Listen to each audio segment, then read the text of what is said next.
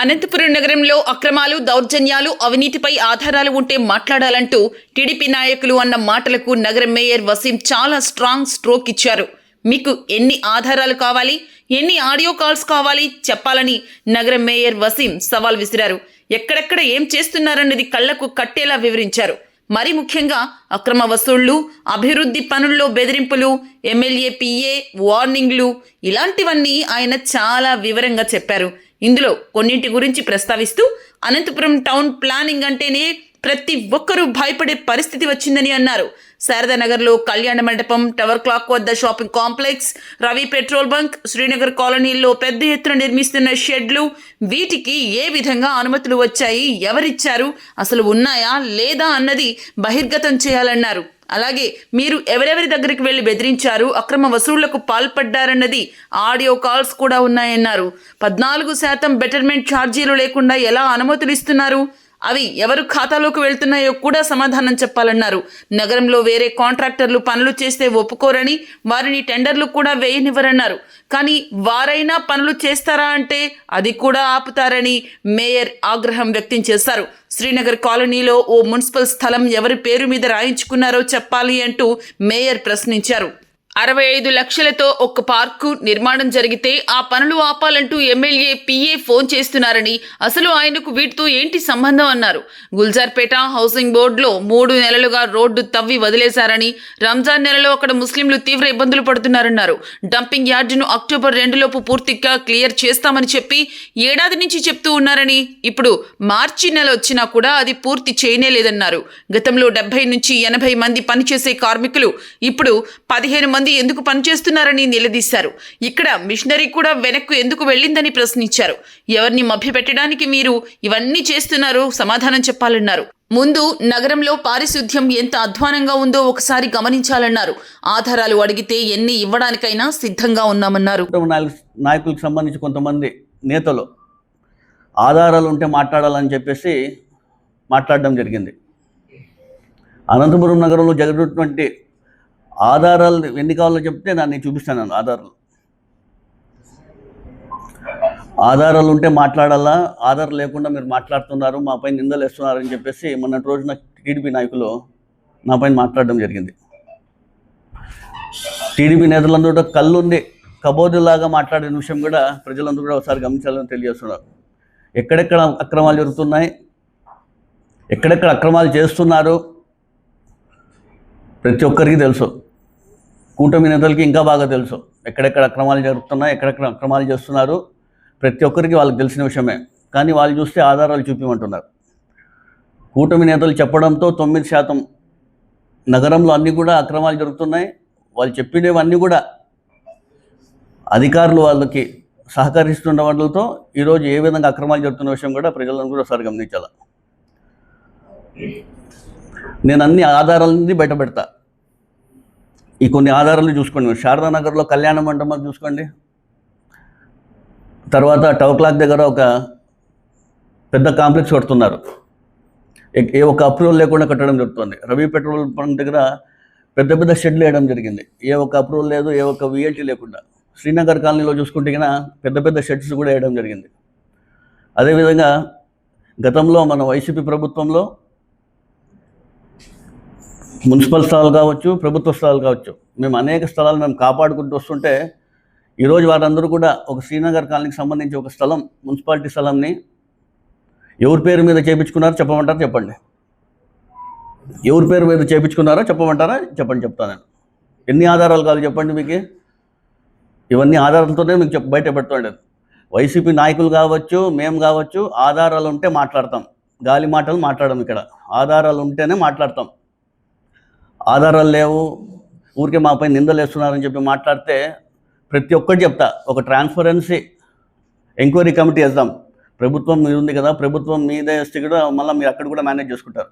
ఒక transparency enquiry committee వేద్దాము, రమ్మనండి. వాళ్ళకి ఎన్ని ఆధారాలు కావాలా, ఎన్ని ఆడియో కాల్స్ కావాలా, ఎక్కడెక్కడ బేరాలు చేసుకున్నా అన్నీ కూడా బయట పెడతాం. మీరు సిద్ధమా చెప్పండి. మేము అన్నీ ఇస్తాము, ఈ ఆధారాలన్నీ ఇస్తాం. మేము ఎవరైతే ఈ అధికారులు తప్పు చేస్తున్నారో వారిపై చర్యలు తీసుకుంటారో మీరు. ఊరికి మాటలు మాట్లాడేది కాదు. నగరంలో ఎక్కడ చూసినా కావచ్చు ఏ అపార్ట్మెంట్ దగ్గర వెళ్ళండి బేరాలు కుదుర్చుకుంటారు, ఏ డాక్టర్ దగ్గర వెళ్ళండి బేరాలు మాట్లాడుకుంటారు, ఏ టీచర్ దగ్గర కావండి బేరాలు కుదుర్చుకుంటారు, ఏ ఇంజనీర్ కావచ్చో ప్రతి ఒక్కరితో డేటా ఉంది. మీరు ఎక్కడెక్కడ ఏమేమి బేరాలు మాట్లాడుకున్నారు, ఏమేమి కుదుర్చుకున్నారు, అన్నీ ప్రతి ఒక్కటి మా దగ్గర ఉండే విషయం కూడా మీ అందరూ తెలుస్తున్నారు. అదేవిధంగా నగరంలో 14% బెటర్మెంట్ ఛార్జెస్ కట్టుకోకుండా ఎన్నో భవనాలు నిర్మించుకుంటున్నారు.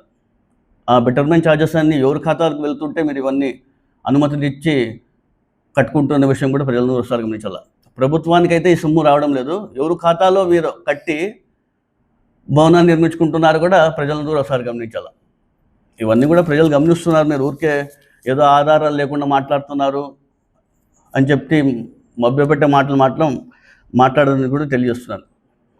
అధికారులు కూడా కొంతమంది అధికారులు పరిధి దాటి పని చేస్తున్నారు, ప్రతి ఒక్కటి గమనిస్తున్నారు. మీరు ఏమేమి చేస్తున్నారు ప్రతి ఒక్కటి కూడా మా ఆధారాలు ఉన్నాయి. ప్రతిరోజు మీ రోజే ఉండదు, ప్రతిరోజు ఏదో కూటమి ప్రభుత్వం ఉంది మీకు అందరూ కూడా వాళ్ళు సహకరిస్తారు అని చెప్పేసి మీరు ఏం ముందుకు పోతున్నారు. మేము అది కూడా నోట్ పెట్టుకోవడం జరుగుతుంది. రాబోయే రోజుల్లో ఇబ్బంది పడతారని కూడా మీ అందరికీ తెలియజేస్తున్నాను.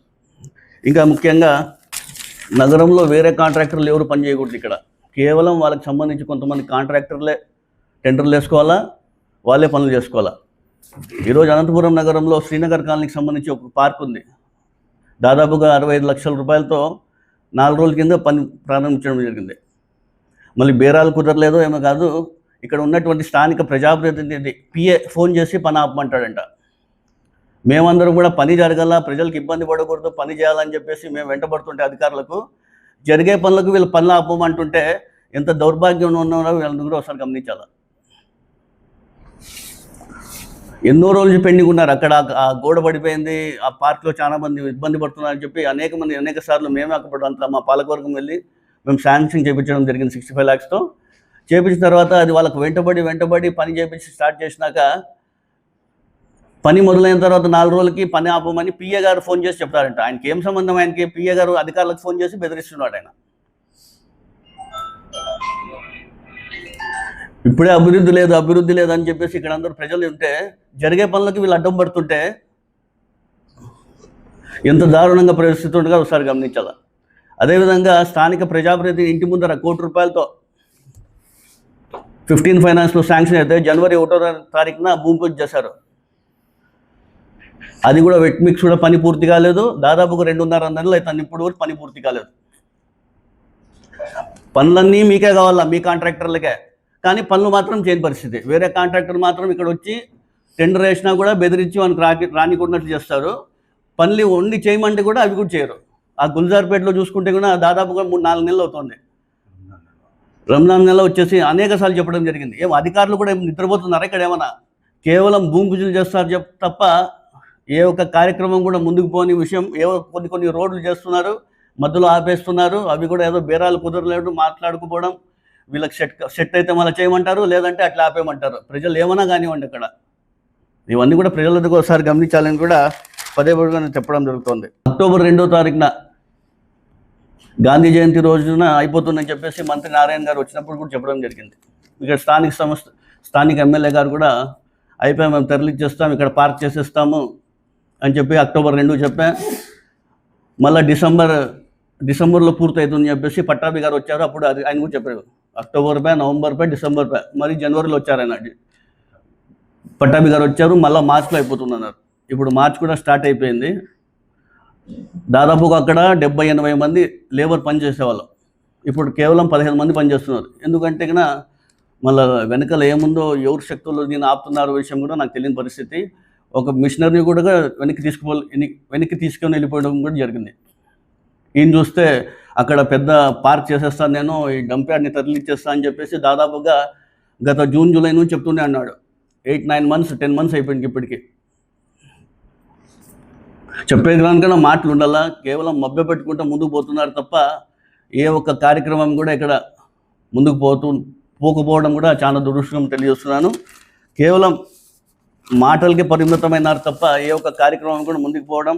అధికారులు కూడా నేను చెప్తున్నాను, శానిటేషన్ని మెరుగుపరచండి, లేదంటే కూడా సీజనల్ వ్యాధులు వచ్చే అవకాశం ఉంటుంది. మీరు అందరూ కూడా ధ్యాస పెట్టి శానిటేషన్ని మెరుగుపరచాలని తెలియజేసుకుంటున్నాను.